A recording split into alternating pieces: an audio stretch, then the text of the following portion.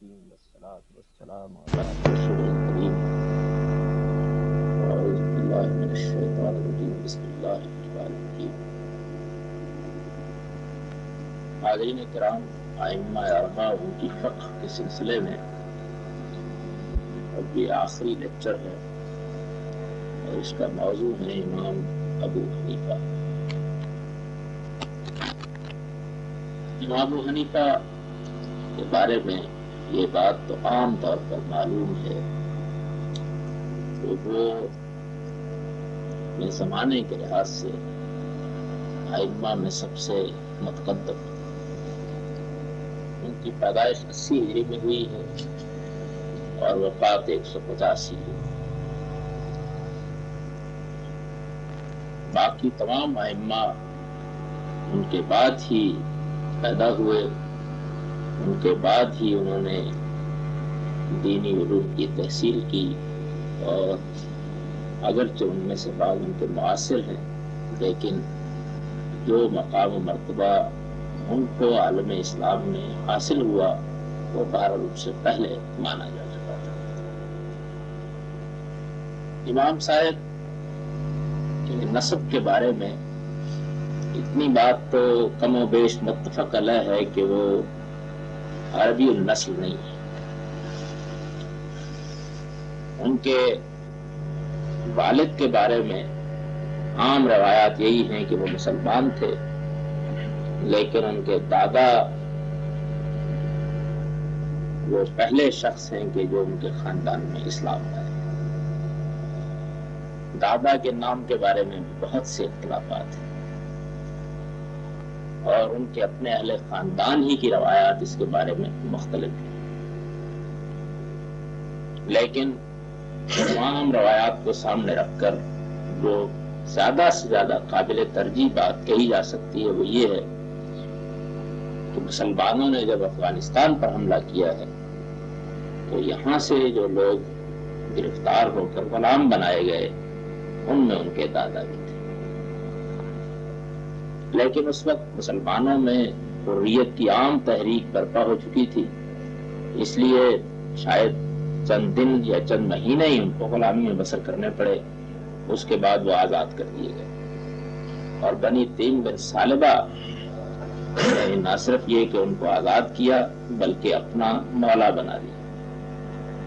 مولا آزاد کردہ غلام کے لیے اس زمانے میں اصطلاح تھی، اور یہ چیز بھی عام معروف تھی کہ جب کسی شخص کو کوئی خاندان آزاد کر دیتا تھا تو پھر اس کا ولا اسی کو حاصل رہتا تھا. نبی صلی اللہ علیہ وسلم کی ایک حدیث سے بھی یہی معلوم ہوتا ہے کہ غلام اگر کسی شخص نے آزاد کر دیا ہے تو اس کا ولا آزاد کرنے والے ہی کو حاصل ہوگا. بخاری میں ہے کہ الولاء لمن عتق. تو اس اصول کی بنیاد پر امام ابو حنیفہ کو اکثر بنی تیم کے قبیلے کا آدمی بھی سمجھا جاتا ہے، لیکن اس کی حقیقت یہی ہے جو میں نے عرض کر دی. ہر قبیلے میں اور ہر زمانے میں ہر طرح کے لوگ ہوتے ہیں. امام ابو حنیفہ نے جو مقام حاصل کیا وہ معمولی نہیں تھا، لیکن یہ روایات میں بیان کیا جاتا ہے کہ ایک مرتبہ ایک بنی تیم ہی کے شخص نے ان کو کہیں تانا دے دیا کہ تم ہمارے ہی تو آخر آزاد کردہ غلام ہو. تو انہوں نے بہت تحمل کے ساتھ فرمایا کہ اس پر بھی غور کر لیجئے کہ میری وجہ سے تو آپ کو کچھ عزت و وقار حاصل ہوا ہے، آپ کی وجہ سے مجھے کوئی عزت نہیں. یہ بات بھی لوگوں میں بہت کچھ موضوع بحث رہی ہے کہ وہ چونکہ فارسی نسل ہیں اس لیے کیا عرب علماء کے مقابلے میں ان کی حیثیت مانی جا سکتی ہے. اس وقت تو خیر اس درجے میں مانی گئی کہ کسی دوسری رائے کے لیے گنجائش باقی نہیں رہ گئی، لیکن ان کے زمانے میں اور ان کے بعد کے زمانے میں بھی اس پر بہت بحث ہوتی رہی. چنانچہ جو مناقب کی کتابیں ہیں ان میں بعض بڑی دلچسپ گفتگویں اس باب میں نقل ہوئی. مثلا کسی شخص سے کسی نے پوچھا ہے کہ کوفہ کے سب سے بڑے آدمی کا، انہوں نے نام لیا، انہوں نے کہا وہ کون، ان کا فلاں ہے کہ مولا ہے. انہوں نے کسی دوسرے علاقے کا نام لیا، تیسرے کا لیا، چوتھے کا لیا، اور یوں بعض روایات میں 100 آدمیوں کی فہرست انہوں نے کروا دی کہ سب موالی. ان لوگوں میں دین کے علم کی طرف غیر معمولی رغبت تھی. اس کی بہت سی وجوہ اہل تاریخ بیان کرتے ہیں۔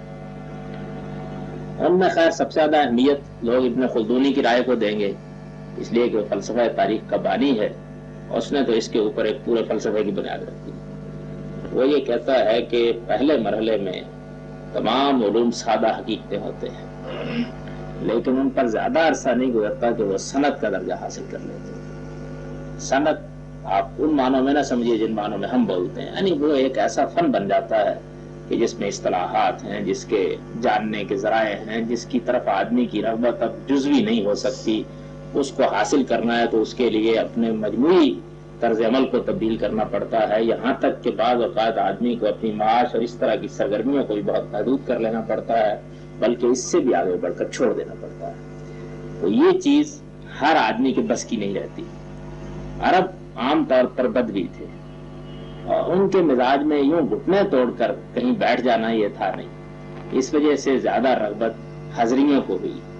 اور یہ لوگ چونکہ شہروں میں رہنے والے تھے، صنعت کے زیادہ دلدادہ بھی تھے، اس طرح کی چیزوں کو اختیار بھی کر سکتے تھے، اس وجہ سے ان میں فطری طور پر زیادہ علماء اس زمانے میں پیدا ہوئے۔ دوسری وجہ بھی ہے، عجم میں پہلے سے علوم کو ایک خاص اہمیت حاصل ہو چکی تھی۔ عرب کی نوعیت وہ نہیں تھی جو نوعیت بعد میں بنی، اس وجہ سے ادھر اگر کچھ لوگ علوم کی جانب متوجہ ہوئے تو یہ غیر معمولی بات تھی، جبکہ یہاں پہلے سے تمدن کا ارتقا لوگوں کو اس طرف متوجہ کر چکا ہے، چنانچہ یہ لوگ زیادہ تر ان مجالس میں شریک ہوئے بیٹھے۔ پھر یہ بھی ہے کہ جو لوگ موالی کی حیثیت سے مسلمانوں کے خاندانوں سے متعلق ہوئے، ان میں زیادہ تر شرفا ہیں۔ ان لوگوں کے ہاں علمی گھرانے تھے پہلے سے، اس وقت ان کا اشتغال دوسرے علوم کی طرف تھا۔ جب وہ مسلمان ہو گئے تو فطری طور پر وہ اشتغال علوم دینیہ کی طرف منتقل ہو گیا۔ غرض اس کی بہت سی وجوہ بیان کی جا سکتی ہیں، لیکن وجوہ سے قطع نظر کر کے، اس لیے کہ اس وقت گفتگو کا موضوع نہیں ہے، اتنی بات جان لینی چاہیے کہ یہ ابو حنیفہ کے لیے کوئی باعث تان چیز نہیں۔ اس زمانے کے جلیل القدر فقہاء و علماء کی اگر فہرست ترتیب دی جائے تو اس میں بہت اطمینان کے ساتھ یہ کہا جا سکتا ہے کہ غالباً 90% لوگ موالی ہیں۔ اور میں یہ عرض کرتا ہوں کہ عربی نسل لوگوں کی بہت تھوڑی تعداد دریافت کی جا سکے گی جن کو اعلیٰ درجے کے علماء میں شمار کیا جائے۔ امام ابو حنیفہ نے ایک مختلف مواقع پر اس حقیقت کی جانب خود بھی توجہ دلائی ہے۔ ان کے بارے میں یہ بات بھی معلوم ہوتی ہے کہ ان کے خاندان میں اس تحریک کا اثر رہا ہے جو عالم اسلام میں شیعی تحریک کہلاتی ہے۔ چنانچہ ان کے والد کے بارے میں یہ روایت بیان کی جاتی ہے کہ عید نوروز کے دن انہوں نے اس زمانے کی روایت کے مطابق فالودہ بنا کر علی رضی اللہ عنہ کی خدمت میں پیش کیا تھا۔ تمام مورخین نے کم و بیش یہ روایت بیان کی ہے۔ اس سے اگرچہ ان کا استدلال تو دوسرا ہے کہ فالودہ اس زمانے میں ایسی اہم چیز تھی کہ اگر انہوں نے یہ بنا کے حضرت علی رضی اللہ عنہ کی خدمت میں پیش کیا تو یہ ان کے تمول اور ثروت پر دلالت کرتا ہے۔ تاہم تمول اور ثروت کا معاملہ الگ ہے، لیکن یہ کہ اسلام لانے کے بعد بھی جو عجمی روایات تہواروں کے بارے میں تھیں، یہ معلوم ہوتا ہے کہ وہ خاندان سے ابھی گئی نہیں تھی۔ والد ریشمی کپڑے کے تاجر تھے اور ایک بڑی منڈی کے مالک تھے۔ ابو حنیفہ ان کی اس وراثت کے مالک ہوئے، اور یہ معلوم ہوتا ہے کہ پہلے مرحلے میں ان کا زیادہ شغف اپنے کاروبار اور تجارت ہی سے تھا۔ وہ علم کی جانب پہلے مرحلے میں متوجہ نہیں ہوئے، بازار میں جاتے تھے، اپنا کاروبار دیکھتے تھے۔ شباب کی عمر کو پہنچنے تک ان کا زیادہ اشتغال اپنے کاروبار ہی کے ساتھ تھا۔ تمام اہل مناقب اس بات پر متفق ہیں کہ اس زمانے میں چونکہ عراق میں بہت مناظرے ہوتے تھے، یعنی بعض اوقات ایسا بھی ہوتا تھا کہ کسی بازار میں، کسی گلی میں کسی موضوع پر مناظرہ ہو رہا ہے اور عامت الناس سن رہے ہیں۔ بہت سے نئے نئے فرقے پیدا ہو رہے تھے۔ عجمی اثرات کے تحت دین کے معاملے میں بھی بہت سی بحثیں چڑھ گئی تھیں۔ بہت حد تک یونانیوں کے علوم بھی کہیں کہیں سے چھن چھن کر آنے لگے تھے، اگرچہ وہ حیثیت ان کو ابھی حاصل نہیں ہوئی تھی جو بعد میں عباسی دور میں حاصل ہو گئی ہے، لیکن ان کے اثرات سے اس زمانے میں بھی انکار نہیں کیا جا سکتا۔ تمدن بہت وسعت کے ساتھ اسلام کی سلطنت میں داخل ہو گیا تھا، وہ لوگ کہ جو جزیرہ نما عرب سے اٹھے تھے، اب ان کی سلطنت صرف جزیرہ نما عرب ہی نہیں بلکہ عراق، شام اور معلوم نہیں کہاں کہاں تک پھیل چکی تھی۔ بنو امیہ کا بہترین زمانہ امام ابو حنیفہ کا زمانہ ہے۔ چنانچہ اس زمانے میں علم کی طرف اور بالخصوص اس طرح کے علم کی طرف لوگوں کا بہت اشتغال تھا۔ امام کی اپنی روایات میں بھی یہ ذکر آتا ہے کہ انہوں نے یہ کہا کہ میں جب شباب کی عمر کو پہنچا تو میں نے دیکھا کہ ایک مجادلے کا بازار کر کہیں تخلیق پر بحث ہو رہی ہے، کہیں جبر پر بحث ہو رہی ہے، کہیں قدر پر بحث ہو رہی ہے، کہیں کوئی اور موضوع زیر بحث ہے۔ یعنی مناظرے اس وقت کے تمدن کا ایک لازمی جز بن گئے تھے۔ یہ بالکل ممکن ہوتا تھا۔ اس زمانے کی تاریخ پڑھنے سے معلوم ہوتا ہے کہ بازار میں گئے ہیں تو کسی جگہ کے اوپر ایک چوپال جمی ہوئی ہے، لوگ وہاں بیٹھے ہوئے ہیں اور کسی علمی موضوع پر مناظرہ ہو رہا ہے۔ عامت الناس اسی طرح جمع ہے جس طرح کے اس زمانے میں دیکھا ہوگا کہ بعض جگہوں پر مجمع لگا ہوا ہو تو لوگوں کا ایک جمع غفیر موجود ہوتا ہے اور وہ وہاں پر شوخدہ بازوں کو داد دے رہے ہوتے ہیں۔ بعض مواقع پر یہ بیان کیا جاتا ہے کہ عنفوان شبابی میں امام بھی اپنی فطری ذہانت کی بنیاد پر کسی اس طرح کے مجادلے میں شامل ہو گئے۔ مجادلے میں شامل ہوئے تو اس پہ انہوں نے اس ذہانت کی بنیاد پر اپنے حریف کو چت کر دیا۔ چنانچہ ان کی اس طرح کی علماء کے حلقوں میں آمد و شد دیکھ کر اس وقت کے ایک جلیل القدر عالم شعبی نے ایک دن ان کو کہا کہ یہ ادھر بازار میں آنا جانا کیسے ہوتا ہے؟ تو انہوں نے کہا اپنی تجارت دیکھنے کے لیے آتا ہوں۔ انہوں نے کہا نہیں، میں ادھر بازار کا ذکر کر رہا تھا، یہ جہاں پہ مجادلے ہو رہے ہوتے ہیں۔ تو انہوں نے کہا کہ اس سے بھی کچھ مجھے تھوڑا سا شغف پیدا ہو رہا ہے۔ تو انہوں نے یہ کہا کہ میں نے تمہاری ذہانت کا اندازہ لگایا ہے، میرا خیال یہ ہے کہ تم تجارت کو چھوڑو تو نہیں لیکن علم کی جانب بھی متوجہ ہو جاؤ۔ چنانچہ شعبی کے توجہ دلانے پر امام صاحب کو اس جانب زیادہ اشتغال ہوا۔ انہوں نے تحصیل علم کے لیے کیا طریقہ اختیار کیا، اس کے بارے میں مناقب اور تاریخ کی کتابوں میں روایات کا ایک پورا جھاڑ جھنکار ہے، لیکن ان سب کو اگر جمع کر لیا جائے تو ہم بہت آسانی کے ساتھ کہہ سکتے ہیں کہ 3 طرح کی روایات پہ لوگوں اس بارے میں بیان کی جاتی ہے۔ ایک روایت تو وہ ہے کہ جو امام ابو یوسفی سے ہے، وہ یہ کہتے ہیں کہ میں نے خود امام ابو حنیفہ سے پوچھا کہ آپ اس جانب کیسے متوجہ ہوئے، تو انہوں نے پوری اس کی تفصیل بیان کر دی۔ انہوں نے کہا کہ پہلے مرحلے میں تو یہ ہوا کہ مجھے جب شعبی نے توجہ دلائی تو میں نے اپنی تجارت کو شرکا کے سپرد کرنا شروع کیا۔ مجھے ایسے قابل اعتماد لوگ مل گئے کہ جو تجارت کا کام دیکھ لیتے اور میرے لیے اس میں کچھ بہت زیادہ وقت دینے کی ضرورت نہیں رہی۔ اس کے بعد مجھے سب سے پہلے یہ خیال ہوا کہ میں علم کلام پڑھوں۔ جب میں نے علم کلام میں یہ لوگوں کے مجادلے دیکھے تو میں نے محسوس کیا کہ اس کا انجام تو اچھا نہیں۔ اس سے بجائے اس کے کہ آدمی کسی صحیح نتیجے پر پہنچے، وہ اپنے آپ کو ایک باحثی بنا دیتا ہے، اور جس طرح کی دلیلیں یہ دیتے ہیں یہ تو نہ فقہا کے ہاں ملتی ہیں نہ تابعین کے ہاں ملتی ہیں، اور صحابہ کا دور جس کی ابھی روایت تازہ ہے اس میں بھی کچھ اس طرح کے مباحث تو موجود نہیں ہے۔ تو مجھے کچھ نفرت سی ہوئی، چنانچہ میں نے اس کا خیال چھوڑ دیا۔ پھر مجھے خیال ہوا کہ ادب و نحو کی طرف متوجہ ہوں، تو میں نے محسوس کیا کہ اگر میں نے یہ پڑھ بھی لیا تو آخر کیا ہوگا، ابتدائی درجے کچھ بچے ہوں گے، ان کو میں اس کی تعلیم دے دوں گا۔ یہ کوئی ایسی بڑی چیز تو نہیں ہے کہ میری ذہانت اور میرے مرتبے کے لحاظ سے میری زندگی کا موضوع بن سکے۔ اس کے بارے میں بھی یہ خیال ہوا کہ اس کو بھی ہاتھ نہیں لگانا چاہیے۔ اس وقت کچھ لوگوں میں کچھ شاعری کا بھی ذوق تھا، خیال ہوا کہ اسی کو اپنا لیا جائے، اس لیے کہ شاعروں کے لیے اگرچہ وہ مقام تو نہیں رہا تھا جو جاہلیت میں تھا، تاہم آخر اس زمانے کے بڑے بڑے شعراء بھی غیر معمولی حیثیت رکھتے تھے۔ وہ کہتے ہیں کہ میں نے شاعری کا مطالعہ کیا، میں نے دیکھا کہ مدح، حج، قصیدہ گوئی، آخر یہ کیا چیز ہے، تو طبیعت اس جانب بھی بالکل نہیں لگی۔ پھر مجھے خیال ہوا کہ میں تجوید و قرات میں مہارت حاصل کروں۔ بہت خیال کیا لیکن طبیعت نہیں مانی۔ اس کا بھی میں نے یہی نتیجہ دیکھا کہ اگر میں نے اس میں مہارت تامہ حاصل کر بھی لی تو چند نوعمر میرے پاس بیٹھے ہوں گے اور میں ان کو بتا رہا ہوں گا کہ ذات یہاں سے نکلتا ہے، ساتھ یہاں سے نکلتا ہے، آخر یہ بھی کیا چیز ہے۔ پھر طلب حدیث کی جانب خیال گزرا۔ اس زمانے میں محدثین کی وہ حیثیت تو نہیں تھی جو بعد کے زمانوں میں ہوئی، لیکن بہرحال حدیث کو جاننے، حدیث جمع کرنے کا کام شروع ہو چکا ہوا تھا۔ تو امام یہ کہتے ہیں کہ مجھے یہ خیال ہوا کہ ایک تو اب عمر کے اس حصے میں ہوں کہ جہاں شاید ان کو جمع کرنے کے میں عمر ساری گزر جائے اور ان کے نتائج پر بحث کرنا اور اپنی ذہانت و فطانت کے ذریعے سے کچھ علوم تدوین دینا اس کی نوبتی نہ آ سکے۔ दूसरा ये है कि इसमें इसका बड़ा अंदेशा है कि जैसे ही मैं हदीस जमा करने वाला आदमी बनूं तो कोई साहब मेरी तहकीक फरमा के मुझ पर किज़्ब का इल्जाम लगाएं, कोई सूए हिफ्ज़ का इल्जाम लगाएं, तो बेहतर यह है कि इस वादी में भी कदम न रखा जाए। चनाचे बड़ी मुफस्सल रवायत है इमाम अबू यूसुफ की, कि जिसके आखिर में वो ये कहते हैं कि इसके बाद जब मैंने फ़िक़्ह का मुताला किया तो मुझे एहसास हुआ कि इसमें बड़ी कुव्वत है और इस इल्म की तरफ मुझे तवज्जो करनी चाहिए। ये वाक़अतन ऐसी चीज़ है कि जिसमें मैं अपनी जलानी तबा का मुज़ाहरा कर सकता हूँ। चुनाचे उसके बाद ही वो ये बयान करते हैं कि मैं कूफा में हम्माद के हल्के से मुतल्लक हो गया। कूफा ही में पैदा हुए हैं, वहीं उनफान शबाब पर पहुंचे हैं, वहीं सारा तजारत का कारोबार भी था।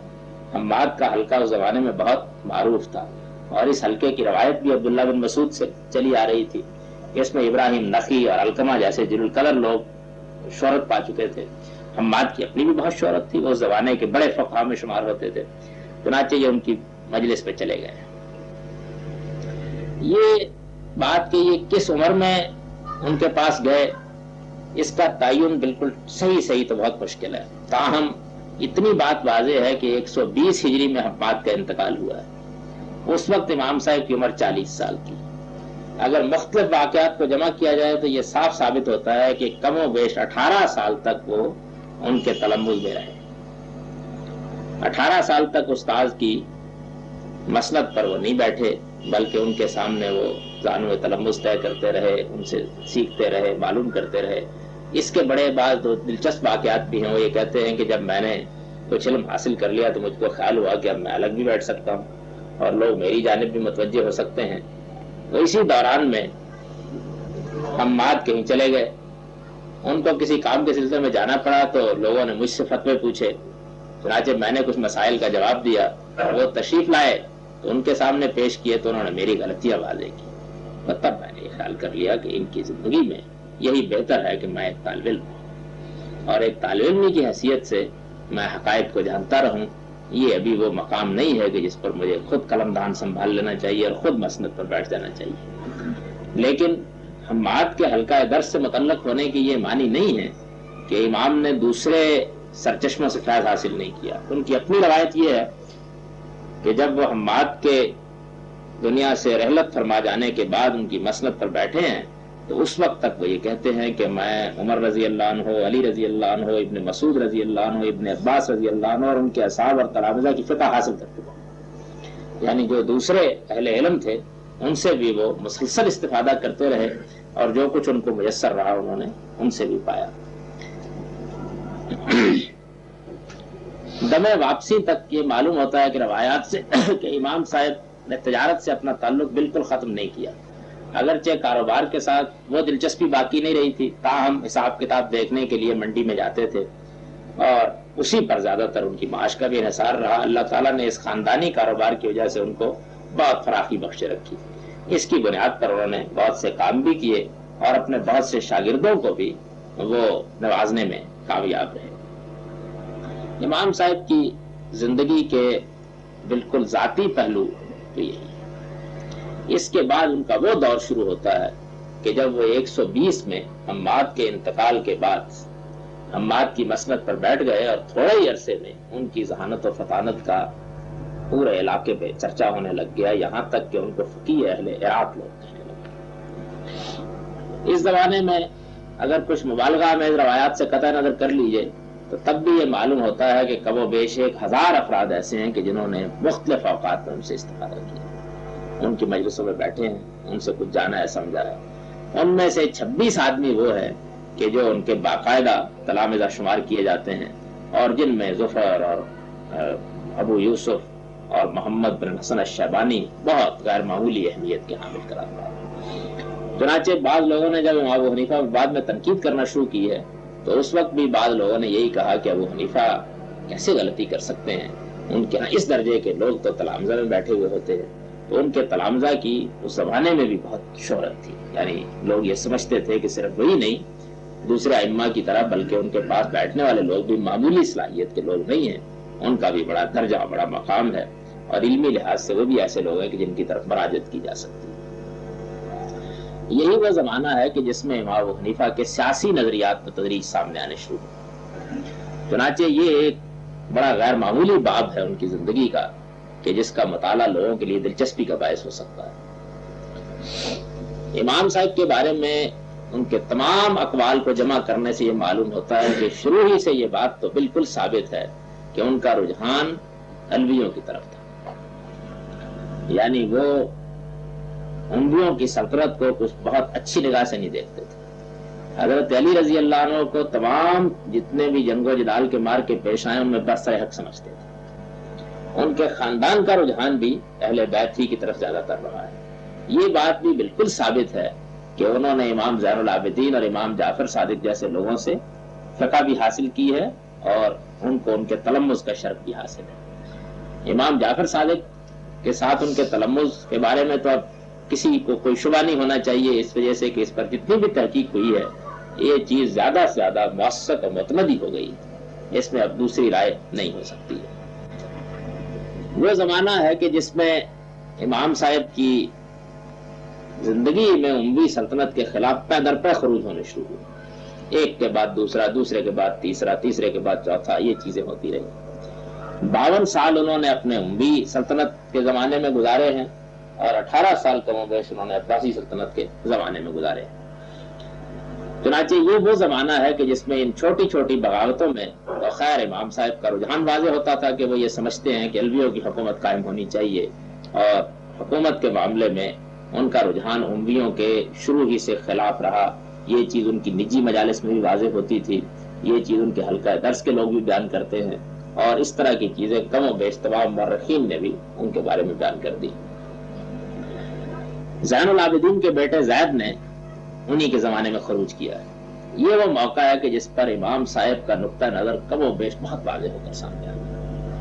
ایک تو یہ ہوا کہ جب انہوں نے ہشام بن عبد الملک کے خلاف خروج کیا ہے تو لوگوں نے رائے پوچھی، چنانچہ تمام مورخین نے ان کا یہ قول نقل کیا ہے کہ انہوں نے اس موقع پر کہا کہ جو لوگ زید کی قیادت میں لڑنے کے لیے نکلے ہیں میرے نزدیک ان کی وہی حیثیت ہے کہ جو حضرت صلی اللہ علیہ وسلم کے ساتھ میدان بدر میں نکلنے والے۔ اس سے اندازہ کیا جا سکتا ہے کہ وہ اس معاملے میں کیا نقطہ نظر رکھتے تھے اور کتنے متشدد تھے، لیکن زید کے ساتھ وہ خروج میں نہیں نکلے۔ ایسا کیوں ہوا؟ اس کی مختلف وجوہ مورخین بیان کرتے ہیں، ان کی اپنی زبان سے بعض وجوہ بیان کی گئی ہیں۔ ایک تو یہ بیان کی گئی ہے کہ جب ان کو یہ بات کہی گئی کہ اگر یہی رائے ہے تو آپ کیوں نہیں نکلتے، تو انہوں نے کہا کہ میرا خیال یہ ہے کہ وہ اتنی جمعیت فراہم نہیں کر سکیں کہ جس سے کوئی واقعی انقلاب برپا ہو سکے، میں اس وجہ سے ان کے اقدام میں شریک نہیں ہو رہا۔ اسی طریقے سے بعض اور وجوہ بھی لوگوں نے بیان کی ہیں، لیکن سچی بات یہ ہے کہ اس بات پر بہت کم لوگوں نے غور کیا ہے کہ یہ وہ زمانہ آ چکا تھا کہ جس میں ہر آدمی تیر تفنگ اٹھا کر لڑنے والا آدمی نہیں رہا تھا۔ وہ زمانہ گزر چکا تھا کہ جب نبی صلی اللہ علیہ وسلم کے ساتھیوں میں سے ہر شخص فن حرب میں طاق تھا۔ امام صاحب تجارت پیشہ آدمی تھے، انہوں نے اپنے آپ کو علم کے ساتھ خاص کر لیا ہوا تھا۔ اس طرح کے کسی آدمی کے لیے یہ آسان نہیں ہوتا کہ وہ اپنی زندگی کی راہ بدل لے اور 2 گھڑی میں بدل لے اور اس کے بعد کہیں نکل کھڑا ہو۔ پھر یہ بھی ہے کہ یہ جو انہوں نے وجہ بیان کی ہے کہ زید کے کامیاب ہونے کے امکانات نہیں ہیں، تو یہ وجہ بھی ایسی ہے کہ جس کو بہرحال قابل توجہ سمجھنا چاہیے، لیکن اس معاملے میں کوئی حتمی بات کہنے میں ایک بڑی مشکل یہ پیش آتی ہے کہ ان کے جتنے بھی جلیل القدر شاگرد ہیں، جیسے امام ابو یوسف ہے، محمد بن حسن شیبانی ہیں، ان کی کتابیں ان کے سیاسی موقف کے ذکر سے بالکل خالی، یعنی یہ جو کچھ ہم کو معلوم ہوتا ہے دوسرے لوگوں سے معلوم ہوتا ہے۔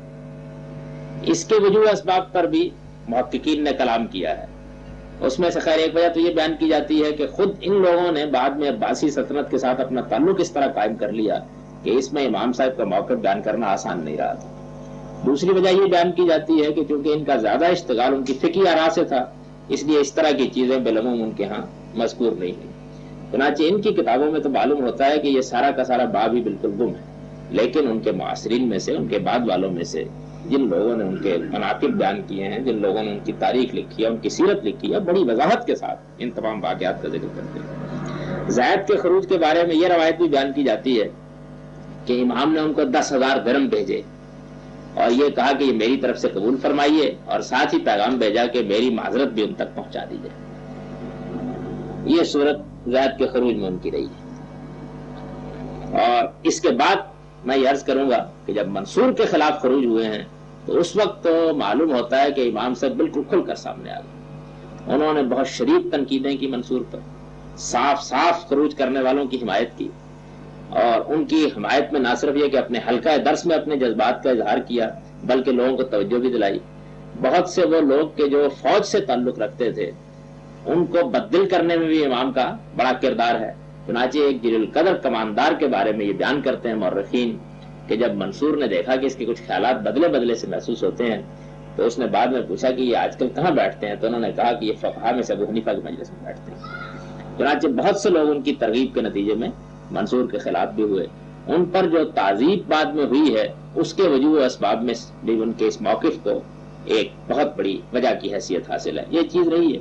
لیکن ان کا ایک خاص مزاج جو اس معاملے میں دونوں ہی حکومتوں میں عجیب و غریب حوادث کا باعث بنا ہے وہ یہ ہے کہ وہ جو کچھ بھی موقف رکھتے تھے اور جو پس منظر بھی ان کا تھا، اس کے باوجود اس میں کوئی شبہ نہیں ہے کہ وہ حکومت کے ساتھ کوئی رابطہ قائم کرنے کے لیے تیار نہیں تھے، نہ امیوں کے دور میں نہ عباسیوں کے دور میں۔ چنانچہ امیوں کے دور میں بھی یہ ہوا کہ جب یہ معلوم ہوا کہ وہ بنو امیہ کی حکومت کے خلاف کچھ اس طرح خیالات رکھتے ہیں تو ابن حبیرہ نے جو عراق کے زمانے میں عامل تھے یہ چاہا کہ یہ معلوم کرے، چنانچہ اس نے ان کو قضا کا عہدہ پیش کیا۔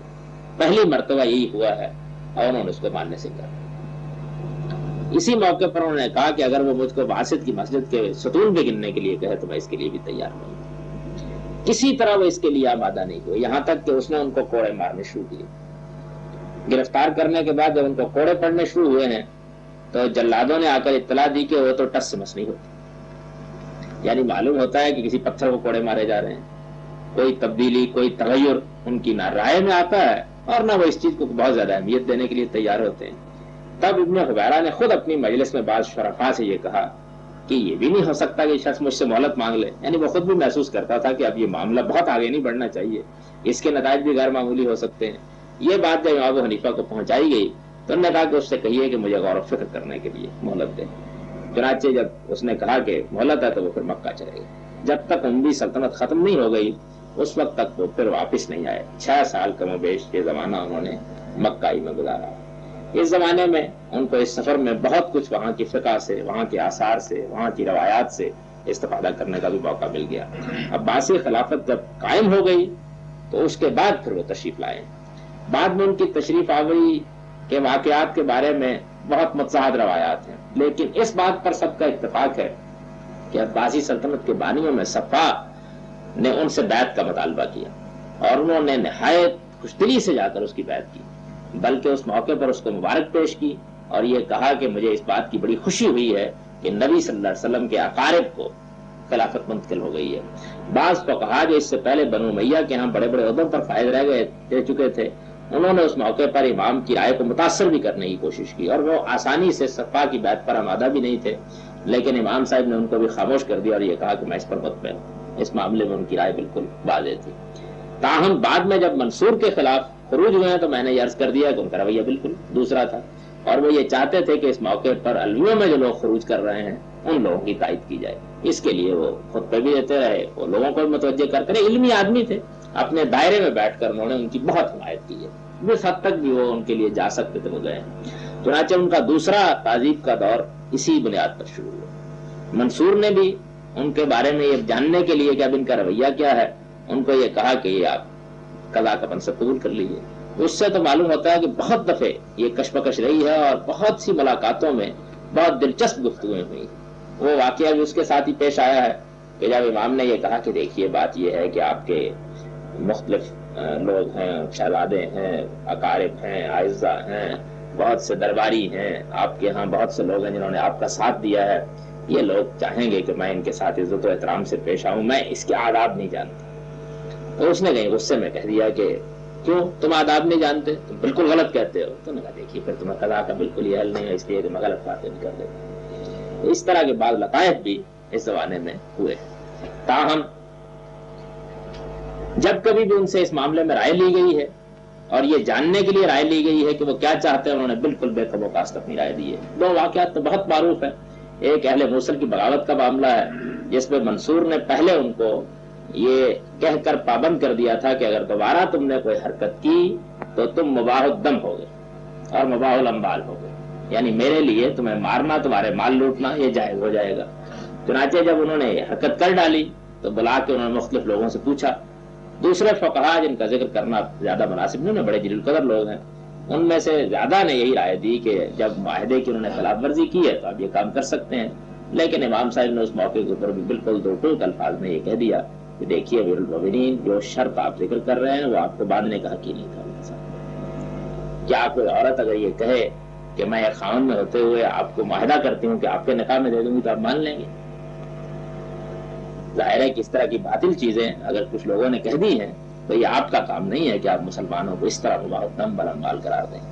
چنانچہ یہ موقع ہے کہ جس موقع پر منصور نے ان کو روک لیا اور یہ کہا کہ باقی لوگ چلے جائیں، بعد میں انہوں نے کہا کہ دیکھو تم فقیہ اہل عراق ہو، فتویٰ تمہارا درست ہوگا، لیکن اپنے امام کو اس طرح کمزور نہیں کیا کرتے اس طرح کے فتوے دے کر۔ چنانچہ اس موقع پر بھی وہ کوئی اس کو خوش نہیں کر سکے، وہاں سے خود بھی ناخوشی آئے اور وہ بھی ناخوشی ہوئی۔ پھر اس نے جب قضاء کے لیے اصرار کیا ہے تو وہ بھی کسی حال میں اس کو ماننے کے لیے تیار نہیں، بار بار انہوں نے ان کا میں مہر دے دیتا ہوں، تمام معاملات آپ کی مرضی سے ہوں گے، انہوں نے کہا کہ اس کا کوئی امکان نہیں۔ چنانچہ اسی زمانے پر وہ گرفتار کر لیا گیا۔ اب یہ بات کہ ان کی موت قید میں ہوئی ہے یا نہیں، اس میں محققین کا اختلاف ہے، تاہم اتنی بات پر سب متفق ہیں کہ یہ ان کا آخری زمانہ ہے، اس میں زیادہ عرصہ وہ قیدی میں رہے، اس میں ان کو بہت سزا بھی دی گئی ہے، کوڑے بھی ان کو پیدر پہ مارے گئے ہیں، اور ان کے ساتھ لوگوں کا رویہ بھی جیل میں کچھ اچھا نہیں رہا۔ اب اس معاملے میں آ کر اختلاف ہو جاتا ہے کہ ان کی اسی حال میں وفات ہو گئی، جو لوگ اس کے قائل ہیں وہ یہ کہتے ہیں کہ اسی حال میں وفات ہو گئی، اور ان کی تدفین کے موقع پر کوئی 10-11 آدمی تھے کہ جو اس میں شریک ہوئے۔ لیکن زیادہ قوی روایات یہ ہیں کہ علاقے کے شرفاء منصور کو توجہ دلائی کہ بات بہت بڑھ گئی، اس معاملے میں درگزر سے کام لینا چاہیے۔ چنانچہ اس زمانے وہ رہا کر دیے گئے، تاہم فتویٰ دینے، شاگردوں سے ملنے اور اس طرح کی بات سرگرمیوں پر پابندی رہی۔ اسی عالم میں ان کی وفات ہوئی۔ چنانچہ یہ روایات یہ بیان کرتی ہیں کہ ان کی وفات کے موقع پر منصور خود ان کی نماز جنازہ میں شریک بھی ہوا، اور نماز جنازہ کے شرکاء کی تعداد 50,000 سے کچھ زیادہ تھی۔ بہت بڑے پیمانے کے اوپر یہ معاملہ ہوا۔ اس معاملے میں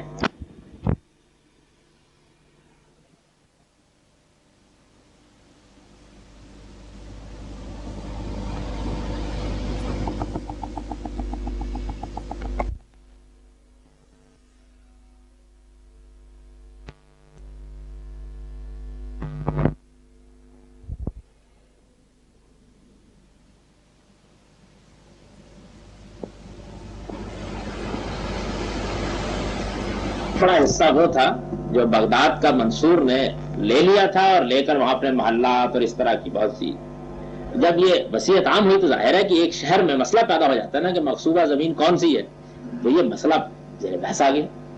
تو اس وقت منصور نے وہ مشہور تبصرہ کیا اپنا کہ ابو حنیفہ تیری پکڑ سے مجھے خدا بچائے، نہ تو نے دنیا میں مجھے چھوڑا نہ مرنے کے بعد مجھے چھوڑا۔ یعنی مرتے وقت بھی یہ مسئلہ زیر بحث ہے کہ کون کون سی زمین ایسی ہے جس کو غصب کر لیا گیا ہے، اور منصور ہی نے زیادہ زمینیں غصب کی ہوئی تھی۔ چنانچہ اس طرح کی روایات ان کی وفات کے بارے میں، اس اختلاف سے قطع نظر کر لیجئے کہ جیل میں وفات ہوئی یا تھوڑا عرصہ پہلے جیل سے ان کو رہا کر دیا گیا، یا یہ کہ ان کے جنازے میں کتنے لوگ شریک ہوئے، یا منصور شریک ہوا یا نہیں شریک ہوا ہے، تاہم اتنی بات بالکل واضح ہے کہ آخری زمانہ ان کا اسی حالت میں گزرا ہے۔ اور یہ بھی مطالعہ کرنے سے بالکل واضح ہو جاتا ہے کہ ان کی تعذیب اور قضاء کے منصب کی پیشکش کے پیچھے سیاسی عوامل ہیں، یعنی چونکہ وہ ان کے مخالف رہے ہیں، پہلے امویوں کے مخالف رہے اور بعد کے زمانے میں عباسیوں کے مخالف رہے، تو دونوں یہ چاہتے تھے کہ اگر وہ قضاء کا عہدہ قبول کر لیتے ہیں تو یہ ہمارے ساتھ تعاون تو ہو ہی جائے گا، ان کی مخالفت سے بھی نجات مل جائے گی، ان کے لیے یہ منصب قبول کرنے کے بعد یہ ممکن بھی نہیں ہوگا کہ اس طرح اپنی آراء بیان کرتے رہیں، اور یہ بھی واضح ہو جائے گا کہ اب یہ کہاں کھڑے ہوئے۔ لیکن یہ بات واضح طور پر کہنا بہت مشکل تھا، اس لیے کہ امام صاحب کا ظاہری طرز عمل بالکل یوں سمجھ لیجیے کہ قانون قاعدے میں بندھا ہوا تھا، یہ ممکن نہیں تھا کہ ان کے خلاف کوئی اقدام اس نوعیت کا کر لیا جائے۔ چنانچہ اس کا نتیجہ یہ تھا کہ وہ اس طرح کی پیشکشیں کر کے ان کو جانتے تھے کہ وہ انکار کریں گے، اقرار کر لیتے ہیں تو بہت اچھی بات ہے، معاملات ختم ہو گئے، ایک آدمی کو آپ نے سونے کے پنجرے میں قید کر لیا، اس کے بعد معاملہ ختم ہو گیا۔ لیکن اگر وہ نہیں مانتے تو پھر اس کے بعد انہوں نے اپنی قوت کو منوانے کے لیے یہ سب کیا۔ یہ تو امام صاحب کی زندگی ہے، یعنی پہلی زندگی جو انہوں نے ایک طالب علم کی حیثیت سے گزاری، جس میں انہوں نے دین کا علم سیکھا، جس میں انہوں نے اپنے تجارت کے پیشے سے کچھ گریز اختیار کر کے آہستہ آہستہ اپنے آپ کو علم کی دنیا سے متعلق کیا۔ علم کی دنیا سے متعلق کرنے کے بعد جس طرح سے انہوں نے تحصیل علم کی، میں نے ابتدا میں ذکر کیا تھا کہ ان کی تحصیل علم کے بارے میں کہ انہوں نے فلاں علم کیوں نہیں پڑھا، فلاں علم نہیں کیوں پڑھا، بالعموم 3 روایات میں جمع کیا جا سکتا ہے۔ ان میں سے ایک کا میں نے ذکر کر دیا تھا، امام ابو یوسف کی ہے، اور وہی میرے نزدیک زیادہ قوی بھی ہے۔